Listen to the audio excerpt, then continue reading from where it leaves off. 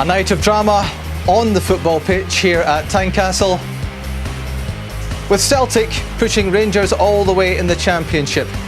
Gary Hooper scored his 20th goal of the season in the first half. Then Hearts were reduced to 10 men when David Obua walked up the tunnel. In the second half, it was 2-0. Another strike for Gary Hooper, his second of the game. Chris Commons made it 3 late on, but because he picked up a second yellow card, he was sent off too and misses Celtic's next game, the final game against Motherwell at Celtic Park on Sunday. But all the headlines will be about Neil Lennon. Yeah, so a 3-0 victory for Celtic here, a big victory in sporting terms, but sadly the incident which occurred during the second half when a Hearts supporter invaded the Celtic technical area and attacked Neil Lennon will clearly dominate and the media agenda and make headlines around the world. Neil, how much pressure is Neil Lennon operating under at the moment with all that is happening on and off the pitch? I can only imagine, David, but I just couldn't tell you what's going on in Neil Lennon's head. And what we witnessed tonight was an absolute disgrace. No sane person anywhere that's seen the events tonight could condone that. It's ridiculous. It's a game of football. It is at the top of your screen now. And how he's trying to continue his job under these circumstances, I just couldn't tell you. There must come a time where he asks himself, is it worth it? Because what he's dealing with is shocking. This isn't the first time that this has happened at Hearts. A fan was convicted at this stadium for an incident when Derek Rarden was involved in an incident in a derby 2 weeks ago this year, 2 years ago this week. How difficult is it for football people to deal with a situation like that when they're confronted on the pitch? Well, you've said that they're football people, but they're having to deal with this craziness that's going on surrounding Neil Lennon. I just can't explain, how he's feeling. It shouldn't happen. It is a game of football, and you just ask yourself, is it a matter of time before we're having to deal with something a lot more serious than what we just witnessed there? It's just as well the guy loses his footing. I like to point out, otherwise Neil Lennon could have been injured. But it just shouldn't happen. It's a game of football. The fans tonight on both sides, I said before the match, this is an explosive fixture, having played in it in the past, but nobody likes to see that sort of thing happen. Not at any stage of a football match, not at any time. What damage does that type of incident do to the Scottish Premier League? And remember, this is a high-profile game tonight, given what was at stake. Well, when that sort of thing is getting beamed around the world on our television screens, it can only do a huge amount of damage to our game. We don't need it. We don't need it. We should be talking about a really exciting end to the title race. And yet again, like you said at the top there, we're probably going to be talking about it tomorrow, about the events off the field. Well, as you can imagine, Neil Lennon isn't speaking to anybody tonight after that particular incident. But we are joined now by the Celtic assistant manager, Johan Mjällby, who's in the tunnel with Peter Martin. Johan, a victory, but it seems at a cost. Yeah, do you mean with Neil or Chris Commons? Both.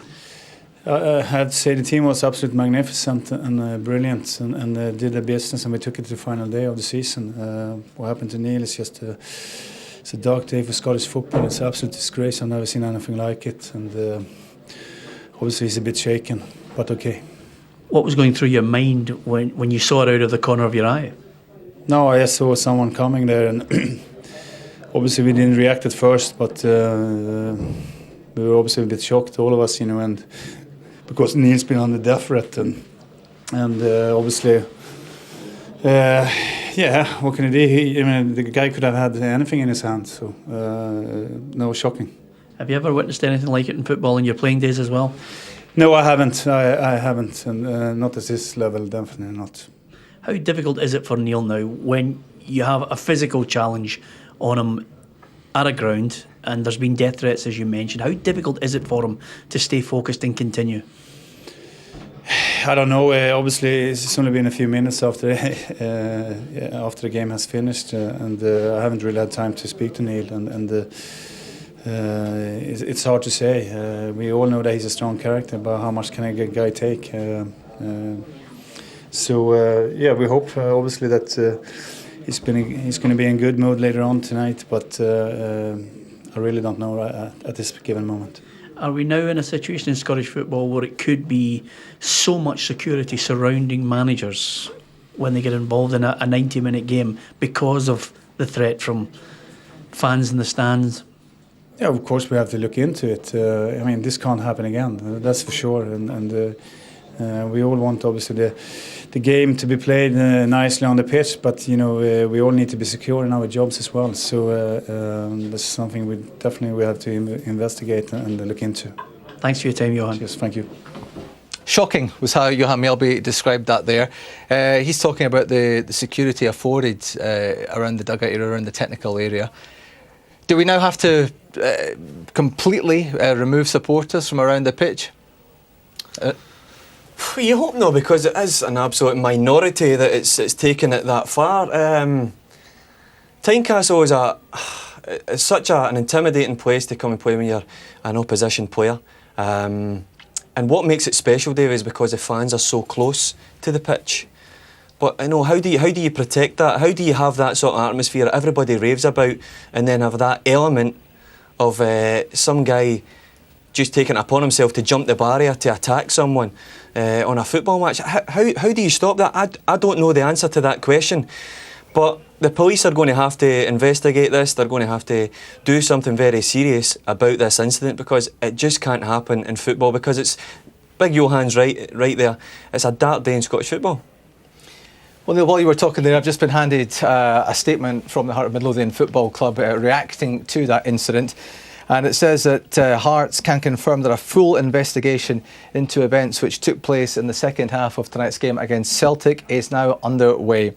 Hearts is a club which prides itself on its football for all policy, and these sorts of actions have no place in the game of football.